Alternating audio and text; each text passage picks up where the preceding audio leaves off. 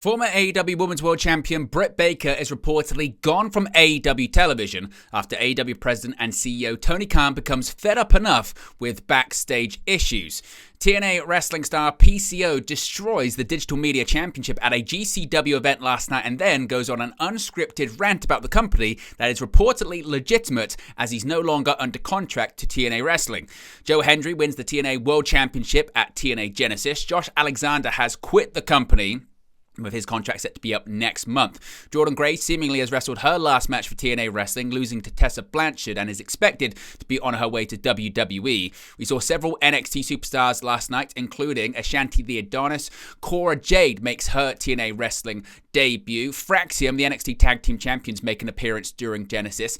Moose reveals the brand new TNA X Division Championship. An update on the date and location for Double or Nothing this year and how WrestleMania 41 could play an influence on the decision of where the pay-per-view is set to land. Malachi Black, reportedly those in WWE are discussing creative plans for the still contracted AEW star, and the former Baron Corbin wrestles his first post-WWE match for GCW.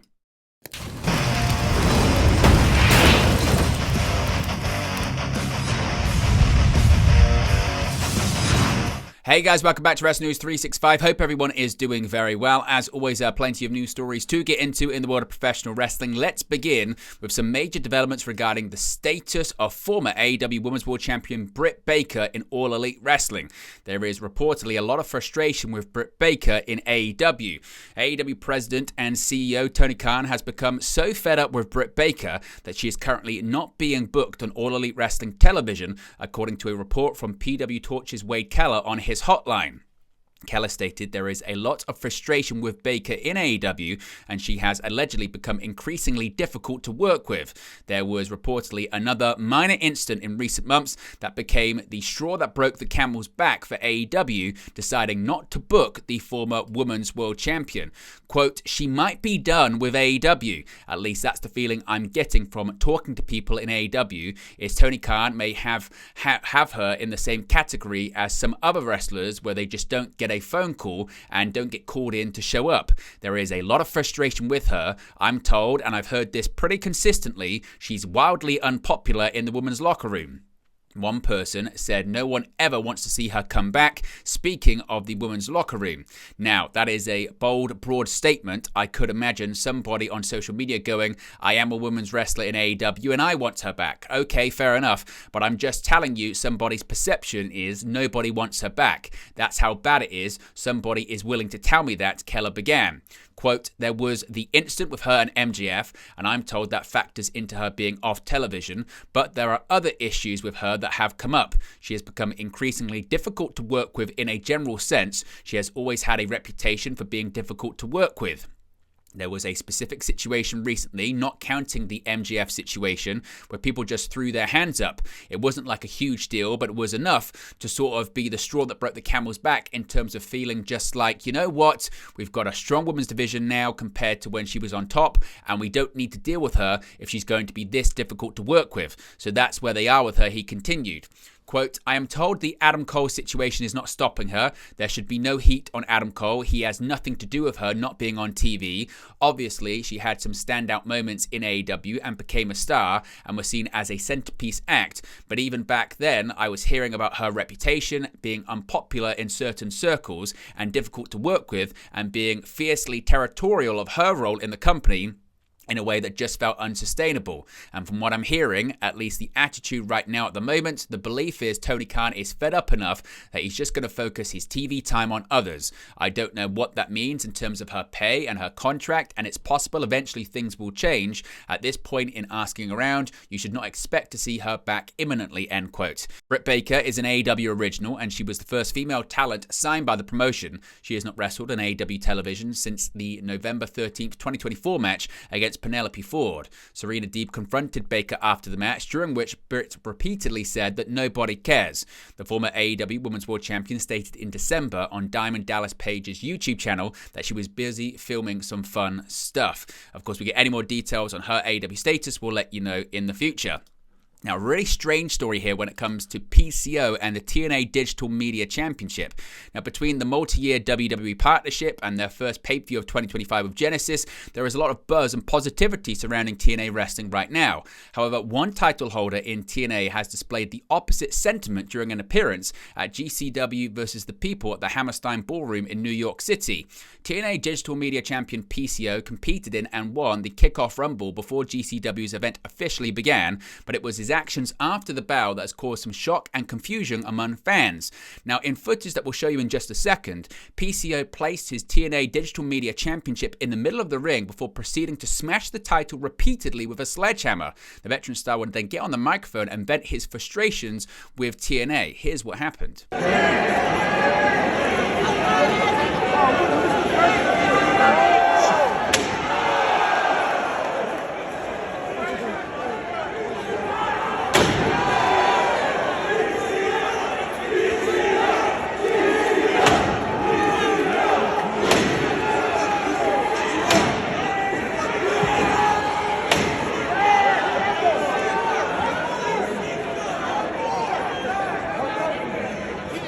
Sold out the biggest house in TNA history.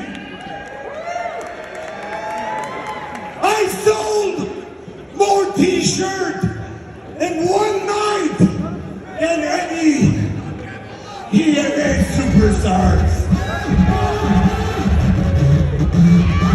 As you can see, he got cut off and very quickly on the feed, it was moved to something else and the TNA star was not seen again on the show afterwards. Now, reportedly, this was a legitimate rant by PCO. According to PW Insider, PCO's rant and destruction of the TNA Digital Media Championship was legitimate. He is done with TNA. His deal expired at the end of the year. Furthermore, Sean Ross Sapp of Fightful Selectors added more details to this. Following his match, of course, PCO, as you saw right there, smashed his TNA Digital Media Championship with his sledgehammer.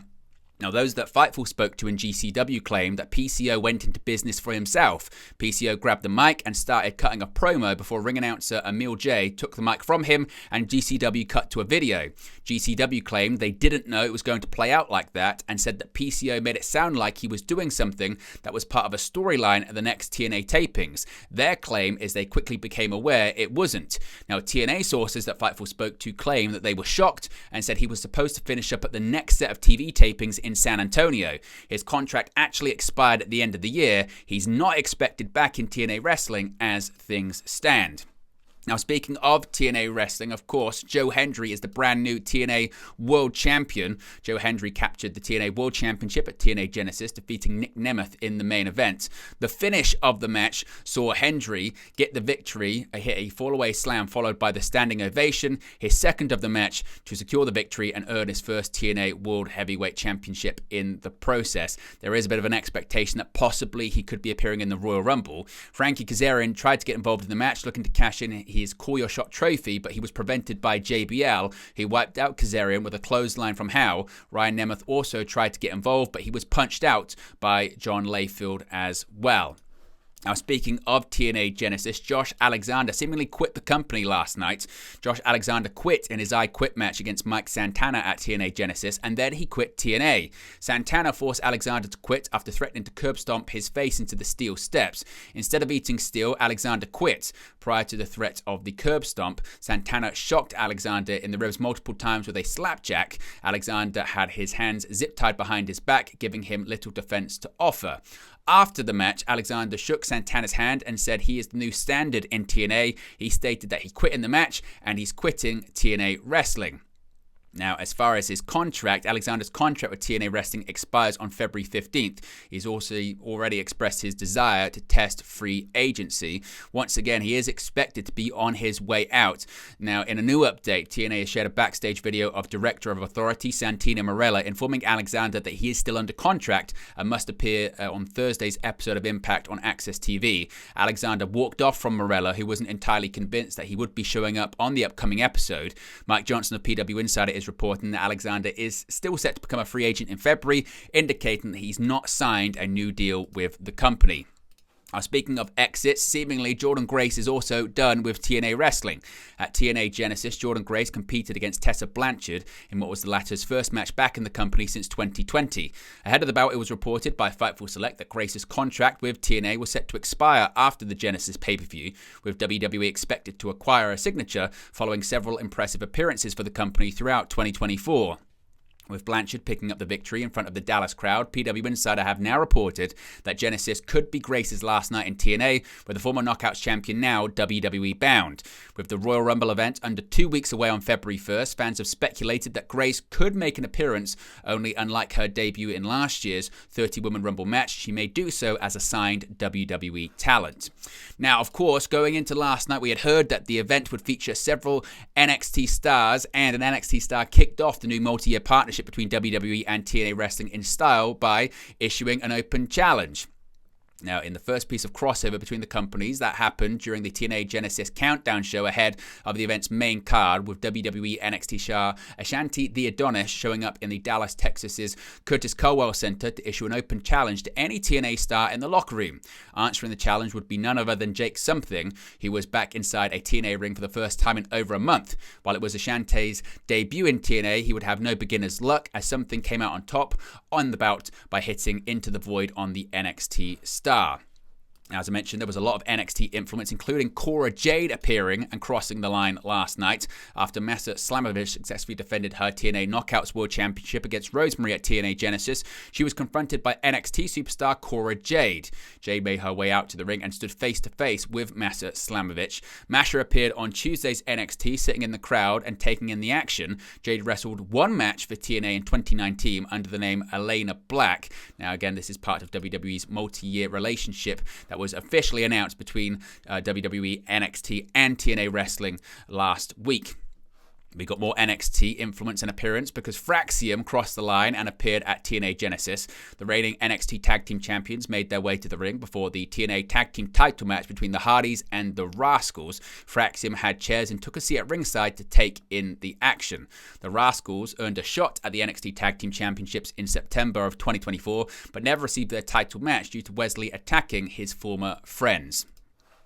We also were promised a brand new X Division Championship, and Moose delivered that and unveiled it at Genesis. Moose showed off the title during his entrance for his title defense against Ace Austin.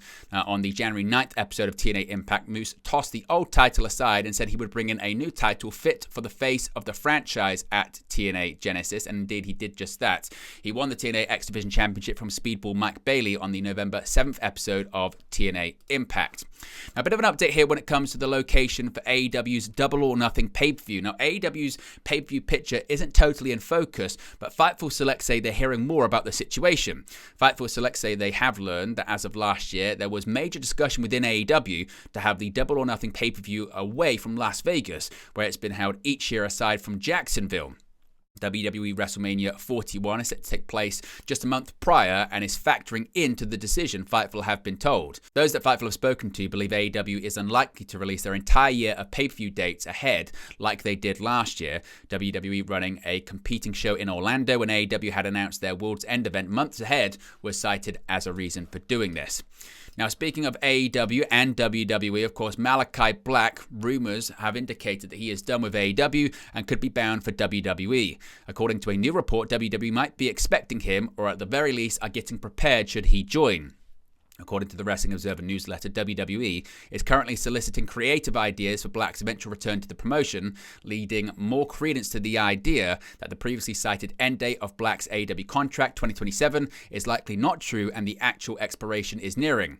Black, like Ricky Starks, Miro, and Rey Fenix, are all technically still AEW stars, even though they are no longer on television and are awaiting the end of their contracts. Black stirred up controversy after a loss to Adam Cole, which the former NXT champion carried as if he was saying goodbye to the promotion and its fans, though Black himself soon squashed any rumors that he was delivering any kind of curtain call. Black has been in AEW since 2021, following his release from WWE earlier that year. In 2022, he founded the House of Black stable alongside Buddy Matthews and Brody King. They are former AEW World Trios champions. Should Black head back to WWE, he would join recent WWE debutant Penta, who debuted on last week's edition of Raw. Penta had initially hoped to join WWE alongside his brother Rey Fenix, but Fenix is currently serving out the rest of his injury time left on his contract. The brothers had initially planned to join WWE last September. And finally, former WWE superstar Baron Corbin, now known as Tom Pestock, competed in his first post-WWE match last night. Tom Pestock, formerly known as Baron Corbin, made his GCW debut at the People vs. GCW. Pestock faced Josh Barnett in a Bloodsport match at the People vs. GCW at the Hammerstein Ballroom on January 19th. Pestock and Barnett battled it out early on. Pestock targeted Barnett's legs, and they were evenly matched early on. Neither man maintained an advantage for long as they traded holds. Barnett dumped Pestock with a back suplex. Barnett trapped Pestock in an ankle lock. Pestock fired up and suplexed Barnett back. Josh Barnett hit a series of clubbing blows. Pestock answered with a series of powerful shots. Barnett kicked Pestock's legs. Pestock hit Barnett with a series of strikes and suplexed him. He suplexed Barnett again. Barnett trapped Pestock in an ankle lock again, and Pestock tapped out. Now, this match marked Pestock's first bout where he wasn't in a WWE ring. Pestock entered free agency on January 1st as WWE decided not to renew his expiring contract. But there you go, guys. The latest pro wrestling news for you. Be sure to smash a like on the like button. Be sure to subscribe, bottom right-hand corner. As always, let me know your thoughts in the comment section below, and I'll speak to you again very, very soon. Hey guys, thank you for watching, listening, streaming, or however you come across this video today. Be sure to click on the video on the right there to watch our next video, or click the bottom there to subscribe, or the bottom right hand corner. Thank you very much, and I'll speak to you again very soon.